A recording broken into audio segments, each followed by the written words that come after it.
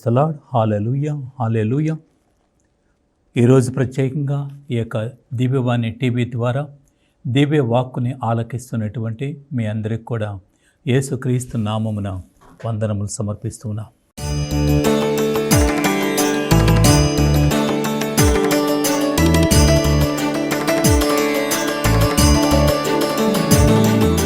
ఈరోజు ప్రత్యేకంగా ఈ యొక్క వాక్యమును ధ్యానించుకోవటానికి కావలసినటువంటి దేవుని యొక్క అనుగ్రహం, దేవుని యొక్క కృప, దేవుని యొక్క అభిషేకం మనందరికీ దయచేయమని తల్లి మరియమాత యొక్క ప్రార్థనా సహాయాన్ని కోరుకుంటూ ఈ యొక్క వాక్యాన్ని కొనసాగించుకుందాం.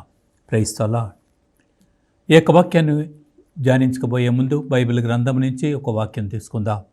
తోబీతు గ్రంథం 4వ అధ్యాయము 5వ వచనం మనం గమనించినట్లయితే, తోబీతు గ్రంథం 4వ అధ్యాయము 5-6 వచనాలు మనం చూసినట్లయితే, తండ్రి అయినటువంటి తోబీతు కుమారుడైనటువంటి తోబియాకి విధంగా చెప్తూ ఉన్నాడు, నీ జీవితమున ప్రతిదినము ప్రభువుని గుర్తించుకొనము, ఏనాడు పాపము చేయకము, దేవుని ఆజ్ఞ మేరకము, ఎప్పుడు సత్కార్యములై చేయము, దుష్కార్యములను మానుకొనము, నీవు సత్యవర్తనుడవు అయిదవేని ప్రతి కార్యమున నీకు విజయము చేకూరును. దేవుని పట్ల భయభక్తులు చూపువారికి నీ సొత్తు నుండి దానధర్మములు చేయము, నీవు పేదలను అనాదరము చేయకుందువేని దేవుడు నిన్ను అనాదరము చేయుడు. దేవుడు నిన్ను అనాదరము చేయుడు. ఈరోజు ఈ యొక్క వాక్యాన్ని ధ్యానించుకుందాం. ఈ యొక్క వాక్యంలో మొదటగా పలుకుతూ ఉన్నాడు, నీ జీవితమున ప్రతిదినము ప్రభువుని గుర్తించుకొనము. నీ జీవితమున ప్రతిదినము ప్రభువుని గుర్తించుకొనము. తండ్రి అయినటువంటి తోబీతు కుమారుడైనటువంటి తోబియాతో పలుకుతూ ఉన్నాడు, ప్రతిదినము నీవు తండ్రిని గుర్తించుకొనము. నీవు చేసేటువంటి ప్రతి పనిలో, ప్రతి ఆలోచనలో, ప్రతి ప్రయాణములో, ప్రతి నడతలో దేవుని జ్ఞప్తిపరుచుకో, దేవుని గుర్తించుకో. నీవు చేయబోయే ప్రతి పనిని కూడా దేవునికి సమర్పించు. నువ్వు చేయబోయే ప్రతి ప్రయాణాన్ని దేవునికి సమర్పించు. నీ అవసరతలు, నీ అక్కరలు అన్నిటిని కూడా దేవునికి సమర్పించు. సర్వము తెలిసినటువంటి దేవుడు, నీ అవసరతను తెలిసినటువంటి దేవుడు, నీ కష్టము గుర్తించగలిగినటువంటి దేవుడు, నీ ఆలోచన సైతము కూడా తెలిసినటువంటి దేవుడు, నీకేది కావాలో దాన్ని ఇవ్వగలిగినటువంటి దేవుడు. ప్రయాణం చేస్తూ ఉన్నావా? దేవుని జ్ఞప్తిపరుచుకో. దేవుని సన్నిధిలో నీ ప్రయాణమును సమర్పించు.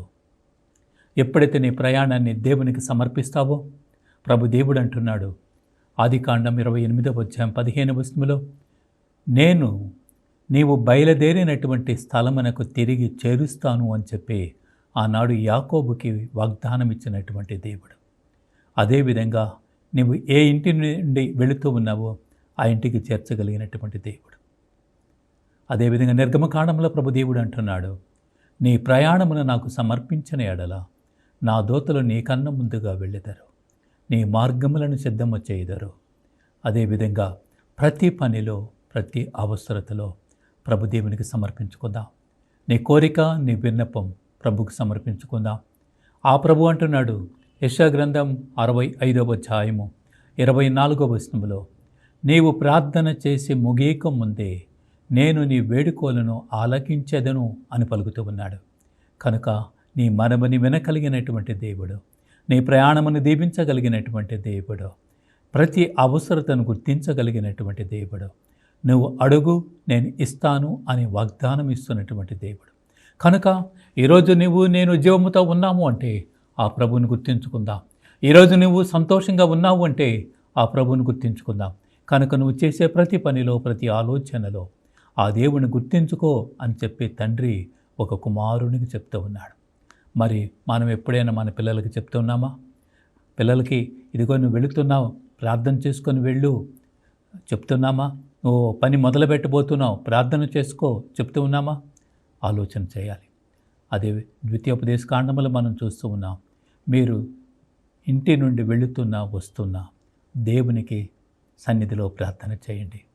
మీరు మీ పిల్లలకు నేర్పండి, పిత పుత్ర పవిత్ర ఆత్మ నామమున అని మీ పిల్లలకి నేర్పండి అని ప్రభుదేవుడు మనకి తెలియపరుస్తూ ఉన్నాడు. కనుక మొదటగా మనం చూసినట్లయితే ప్రభువుని గుర్తించుకోవాలి. ప్రభువుకి తెలియకుండా మనం ఏది కూడా చేయకూడదు. సర్వము తెలిసినటువంటి దేవుడు కనుక చేయబోయే ప్రతి పని కూడా ప్రభుకు సమర్పించుకుందాం. బాధ, కష్టం, శ్రమ, సంతోషం, ఆనందం అన్నిటిని కూడా ప్రభుకు సమర్పించుకుందాం. ఆపదలు ఆదుకునేవాడు, శ్రమల్లో తోడుండేవాడు, కష్టంలో విజయాన్ని ఇచ్చేటువంటి దేవుడు. ఆ దేవునికి సమర్పించుకుందాం.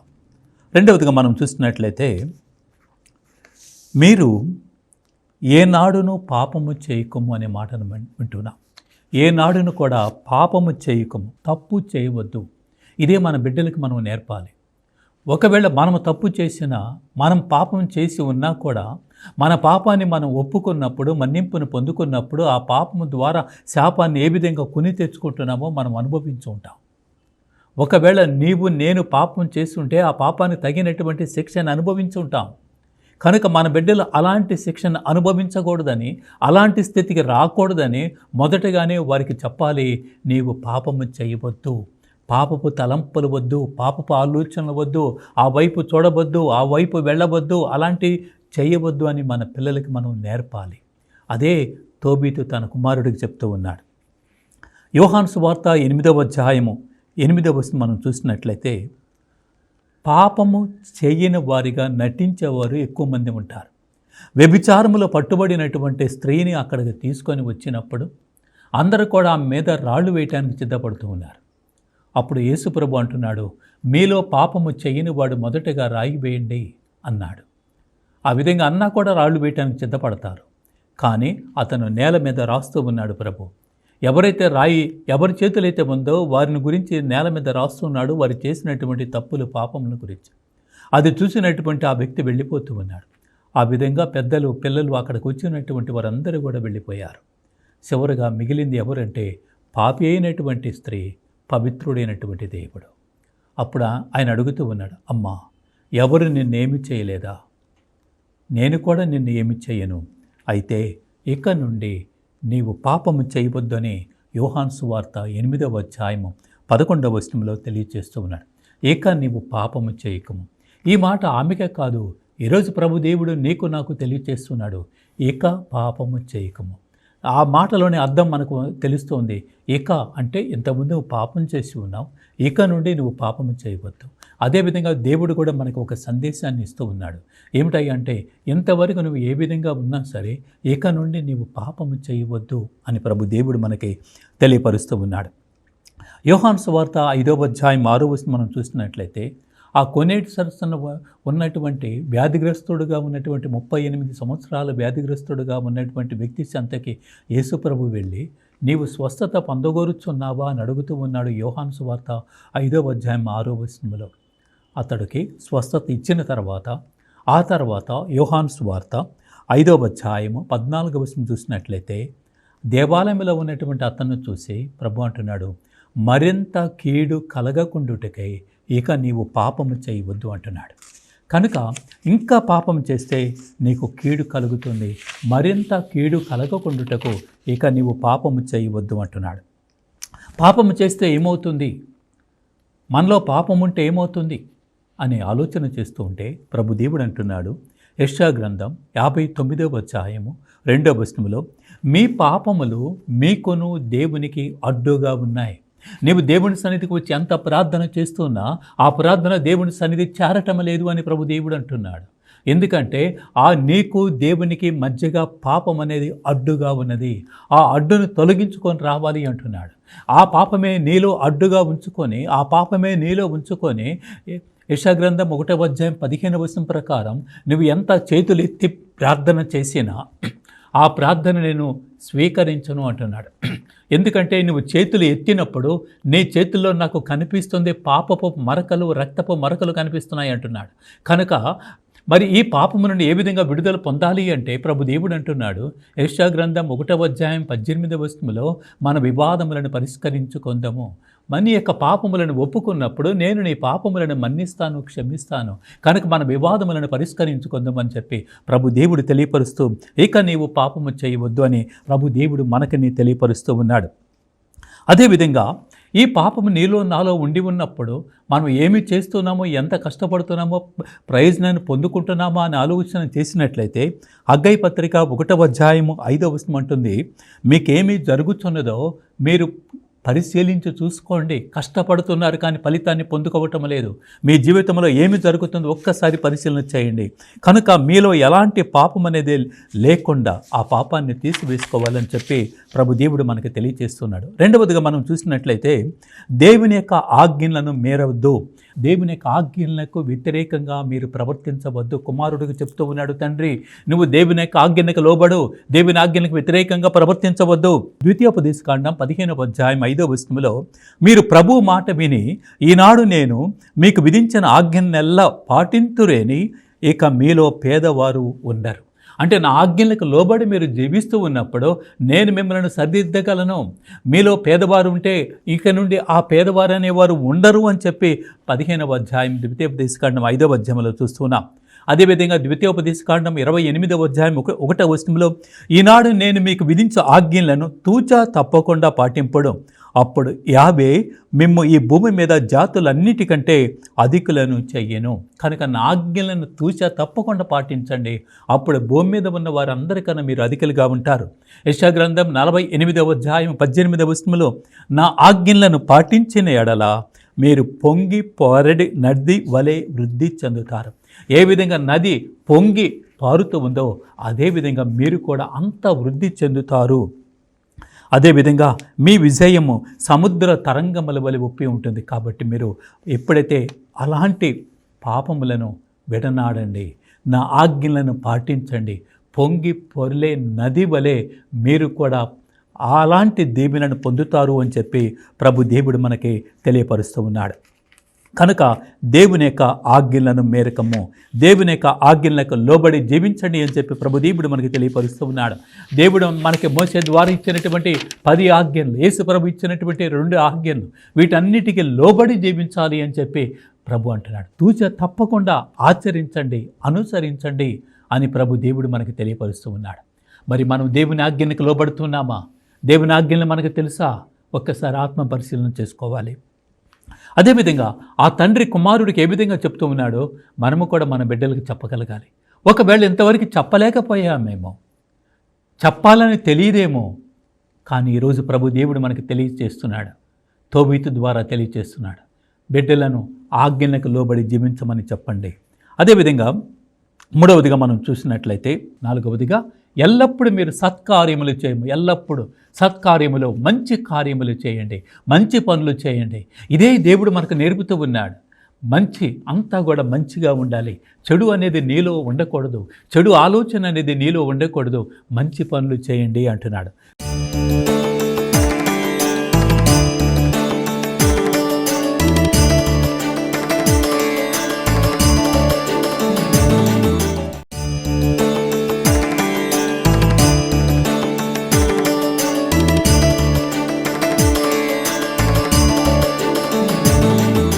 సామెతల గ్రంథం 19వ అధ్యాయము 17వ వచనం మనం గమనించినట్లయితే, పేదలను ఆదుకొన్నచో ప్రభువునకు అప్పిచ్చినట్లే.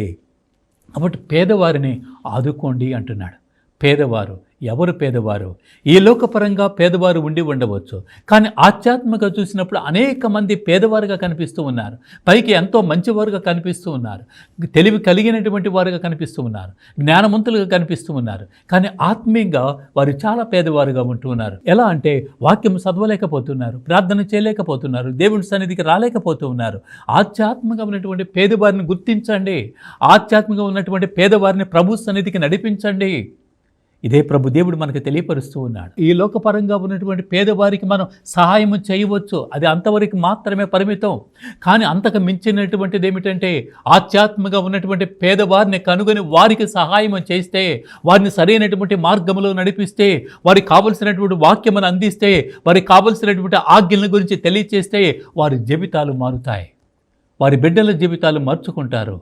కనుక ఆధ్యాత్మికంగా వారికి సహాయపడండి.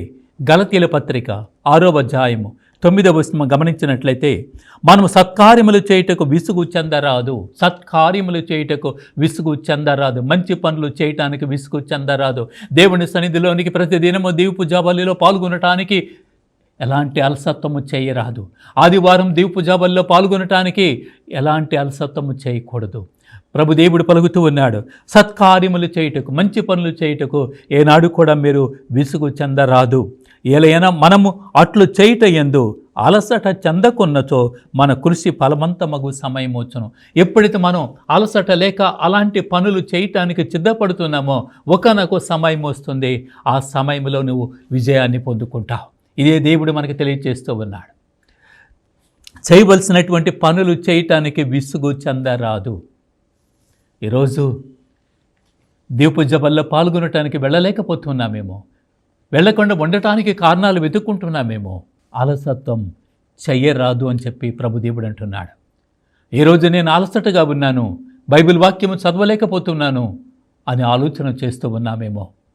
అందుకే ప్రభుదేవుడు అంటున్నాడు, అలసత్వము చేయరాదు అని పలుకుతూ ఉన్నాడు. ప్రతి కార్యము నీకు విజయము చేకూర్చదను. ప్రతి కార్యములో తోబితి గ్రంథం 4వ అధ్యాయము 6వ వచనమును చూస్తూ ఉన్నాం. నీవు సత్యవర్తనుడు వైదివేని ప్రతి కార్యము నన్ను నీకు విజయము చేకూరు. ప్రతి కార్యములో విజయము చేకూరును. నువ్వు చేసే ప్రతి పనిలో కూడా విజయం వస్తుంది. ఏ విధంగా విజయం వస్తుంది? ఎవరు నీకు విజయం ఇస్తారు? ప్రభు దేవుడు ఇస్తాడు. జకర్యా గ్రంథం 4వ అధ్యాయం 6వ వచనంలో వాక్యం పలుకుతుంది, సైన్యము వలన కానీ బలము వలన కానీ నీకు విజయము కలగదు. సైన్య బలము వలన కానీ, నీకున్నటువంటి ఆస్తుల వలన కానీ, నీకున్నటువంటి బంధుమిత్రాదుల వల్ల కానీ నీకు విజయము కలగదు. దేవుడిచ్చేటువంటి శక్తి చేత మాత్రమే నీకు విజయము పొందుకుంటావు. కనుక మన జీవితంలో ఒక విజయం పొందుకుంటున్నామంటే అది నీ గొప్ప కాదు, అది దేవుడు ఇస్తేనే విజయాన్ని పొందుకుంటావు. విజయాన్ని ఇచ్చేది దేవుడు, సఫలము చేసేది దేవుడు, మార్గము సుగము చేసేది దేవుడు. ఆ దేవుని వదిలిపెట్టి ఈరోజు ఎంతోమంది పలుకుతూ ఉన్నారు, నేను విజయం పొందుకున్నాను, నేను కష్టపడ్డాను, ఫలితం తెచ్చుకున్నాను, నేను సంపాదించుకున్నాను, ఇళ్ళు కట్టుకున్నాను, భవంతులు కట్టుకున్నాను, ఆస్తులు కూడబెట్టుకున్నాను, ఇదంతా నా తెలివి అని చెప్పుకునేవారు ఉన్నారు. కానీ ప్రభు అయినటువంటి దేవుడు అంటున్నాడు, నేను విజయమునిస్తాను.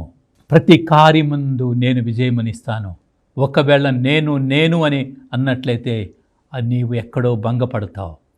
ఒక వ్యక్తి అనుకుంటున్నాడు, పలుకుతూ ఉన్నాడు, నేను సంపాదించాను, గిడ్డంగులు కట్టించాను, పెద్ద పెద్ద భవంతులు కట్టించాను, ధాన్యాన్ని ప్రోగు చేశాను, ఓ నాత్మమా హాయిగా తిను, త్రాగు, సంతసించు అంటున్నాడు. కానీ దేవుడు అంటున్నాడు, ఓరి అవివేకి అంటున్నాడు. ఇతనేమో ధనము సంపాదించాను, భాగ్యవంతుడు ఉంటే దేవుడు అంటున్నాడు, ఓరి అవివేకి అని పిలుస్తూ ఉన్నాడు. కనుక మనం అలాంటి అవివేకిగా ఉండకూడదు. అంటే నేను కాదు సంపాదిస్తుంది, నా దేవుడు నాకు ఇస్తూ ఉన్నాడు. నేను కష్టపడుతున్నాను, దేవుడు నాకు మార్గము తెరుస్తూ ఉన్నాడు. ఇదంతా కూడా దేవుడు నాకు ఇచ్చినది అని మనం చెప్పగలగాలి. దేవుని శక్తి లేకపోతే, దేవుని యొక్క బలము లేకపోతే, దేవుని యొక్క కృప లేకపోతే నేను ఏది కూడా సంపాదించుకోలేను అనే ఆలోచన మనకి రావాలి. అలానే ప్రతి ఒక్కరు కూడా ఏ విధంగా ఉండాలి అంటే, ఎఫెసీయుల పత్రిక 5వ అధ్యాయం 19వ వచనం తెలియజేస్తుంది, ఒకరితో ఒకరు కీర్తనలతోనూ స్తోత్రములతోనూ పవిత్ర గీతములతోనూ సంభాషింపుడు. సంభాషణలు చేయండి, మాట్లాడండి, దేవుని మాటలు మాట్లాడండి, దేవుని పాటలతో మాట్లాడండి, దేవుని యొక్క కీర్తనలతో మాట్లాడండి, దేవుని యొక్క స్తుతులతో మాట్లాడండి, ఒకరితో ఒకరు సంభాషించండి. హృదయపూర్వకముగా ప్రభువును పొగుడుతూ కీర్తనలను స్తోత్రములను పాడుడు. కనుక ఇద్దరం ఏకమైనప్పుడు ఏమి చేయాలంటే దేవుని యొక్క మహిమను గురించి మాట్లాడాలి. ఇద్దరు క్రైస్తవులు ఏకమైనప్పుడు వారు మాట్లాడవలసింది దేవుని గురించి మాట్లాడాలి, ఈ లోకపరమైనటువంటి మాటలు కాదు. ప్రభు దేవుడు అంటున్నాడు, ఎక్కడ ఇద్దరు చేరి ఉన్నారో వారి మధ్యలో నేను ఉంటాను అని పలుకుతున్నటువంటి దేవుడు. ఎక్కడైతే ఇద్దరు చేరి దేవుని యొక్క నామాన్ని స్మరిస్తూ ఉన్నారో వారితో నేను ఉంటాను అంటున్నాడు. ఇదే మన బైబిల్ గ్రంథంలో చూసినట్లయితే ఎమ్మో మార్గంలో వెళుతున్నటువంటి ఇరువురు శిష్యులు మాట్లాడుతున్నారు దేవుని గురించి. ఎప్పుడైతే వారు బాటసారులుగా ఉండి ప్రయాణము చేస్తూ దేవుని గురించి మాట్లాడుతూ ఉన్నారో వారి మధ్యలోనికి వచ్చాడు బాటసారిగా ఉన్నటువంటి పునరుత్థానము చెందినటువంటి యేసు ప్రభు వచ్చాడు. యేసు ప్రభు వచ్చి అంటున్నాడు, ఇంతవరకు మీరు ఏం మాట్లాడుతున్నారని ప్రశ్నిస్తూ ఉన్నాడు. అదేవిధంగా మనము కూడా మా పాటలతో, మాటలతో, కీర్తనలతో, స్తోత్రములతో దేవుని కొనియాడే విధంగా మనం ఉండాలి అని చెప్పి ప్రభు దేవుడు అంటున్నాడు. ఈ విధంగా నువ్వు చేస్తూ ఉన్నట్లయితే నీవు విజయాన్ని పొందుకుంటావని ప్రభు మనకై తెలియచేస్తూ ఉన్నాడు. తర్వాత ఇంకా మనం గమనించినట్లయితే తోబియాకి తెలియచేసినటువంటి మాటల్లో కనుక చూసినట్లయితే తోబితు గ్రంథం 4వ అధ్యాయము 7వ వచనంలో మనం చూస్తే వాక్యం ఈ విధంగా పలుకుతుంది, నీ సొత్తు నుండి దాన ధర్మములు చెయ్యము, నీ సొత్తు నుండి దాన ధర్మములు చెయ్యము. శరాపుత్రుడు జ్ఞాన గ్రంథం 3వ అధ్యాయము 30వ వచనములో చూసినట్లయితే, జలములు మంటలను చల్లార్చును, దాన ధర్మములు పాపములను ప్రాయశ్చిత్తము చేయును. దాన ధర్మములు పాపములను ప్రాయశ్చిత్తము చేయను. కనుక నీ పాపములకు ప్రాయశ్చిత్తము కలగాలి అంటే నీవు దేవుని సన్నిధిలో దాన ధర్మములు చేయగలిగినటువంటి వ్యక్తిగా ఉండాలి. అదే 31వ వచనం చూసినట్లయితే, పరులకు ఉపకారము చేయువాడు తన భావి జీవితమును భద్రము చేసుకునినట్లే. తన భావి జీవితం, రానున్నటువంటి జీవితాన్ని భద్రపరుచుకోవాలంటే ఈరోజు చాలామంది ఏం చేస్తున్నామంటే, మనం రానున్నటువంటి జీవితం వృద్ధాప్యంలో ఏ విధంగా ఉంటుందో తెలియదు, అందుకని ఇప్పటి నుంచి మనం డబ్బు పోగు చేసుకుందాం, డబ్బుని జాగ్రత్తగా దాచిపెట్టుకుందాం అనే ఆలోచనలకు వెళుతూ ఉంటామేమో. అయితే అది మంచిదే, కానీ ఇక్కడ దేవుడు ఏమంటున్నాడంటే, పరులకు ఉపకారము చేయువాడు తన భావి జీవితమును భద్రము చేసుకునినట్లే. తన భావి జీవితాన్ని భద్రము చేసుకోవాలంటే, జాగ్రత్తగా ఉండాలి అంటే, మంచిగా ఉండాలి అంటే, నీకు ఉన్న సమయంలోనే, నీకు అవకాశం ఉన్నప్పుడే పేదవారికి దాన ధర్మములు చెయ్యి, పేదవారికి సహాయం చెయ్యి అని చెప్పి వాక్యం తెలియజేస్తుంది. అదేవిధంగా శీరాపుత్రుడు జ్ఞాన గ్రంథం 4వ అధ్యాయం 1వ వచనం చూసినట్లయితే, పేదవానికి పరులకు ఉపకారము చేయువాడు తన భావి జీవితమునకు భద్రము చేసుకొనినట్లే. కనుక తన భావి జీవితాన్ని భద్రం చేసుకోవాలి అంటే పేదవారికి సహాయపడాలి. కష్టములు వచ్చినప్పుడు అతనికి సహాయము లభించను, కష్టములు వచ్చినప్పుడు అతనికి సహాయము లభించను. కాబట్టి మన రానున్నటువంటి జీవితం మంచిగా జరగాలి అంటే మనం పేదవారికి సహాయం చేయాలి అని చెప్పి ఈరోజు ఈ యొక్క వాక్యం ద్వారా దేవుడు మనకి తెలియజేస్తూ ఉన్నాడు. మరొక వాక్యం మనం గమనించినట్లయితే, దేవుని పట్ల భయభక్తులు చూపుము అంటున్నారు. దేవుని పట్ల ఎల్లప్పుడూ కూడా భయభక్తులు చూపేటువంటి వ్యక్తిగా ఉండాలి. మరి మనం దేవుని పట్ల ఎలా ఉన్నామో తెలియదు, కానీ మన పిల్లలు ఏ విధంగా ఉంటారో అంతకన్నా తెలియదు. కనుక మన పిల్లలు మంచిగా ఉండాలి అంటే మొదటిగా మనము చేయాలి, నేర్చుకోవాలి, మన పిల్లలకు బోధించాలి. ఏమిటయ్యా అంటే దేవుని పట్ల భయభక్తులు కలిగి జీవించటం. తోబితు గ్రంథం 4వ అధ్యాయము 7వ వచనం మనం చూసినట్లయితే, దేవుని పట్ల భయభక్తులు చూపుము. దేవుని పట్ల భయం ఉండాలి, దేవుని పట్ల భక్తి ఉండాలి, దేవుని పట్ల గౌరవం ఉండాలి, దేవుని పట్ల ఆరాధన ఉండాలి, దేవుని పట్ల స్తుతి ఉండాలి. ఇవన్నీ మనం చేయగలగాలి. మరి మనం చేస్తున్నామా? మనము చేస్తూ ఉంటే మన పిల్లలు కూడా మనల్ని అనుసరిస్తారు. శీరాపుత్రుడు జ్ఞాన గ్రంథం 33వ అధ్యాయము 1వ వచనం మనం చూస్తే, దైవ భీతి కలవానికి ఎట్టి కీడును కలగదు. దైవ భీతి కలవానికి ఎట్టి కీడును కలగదు.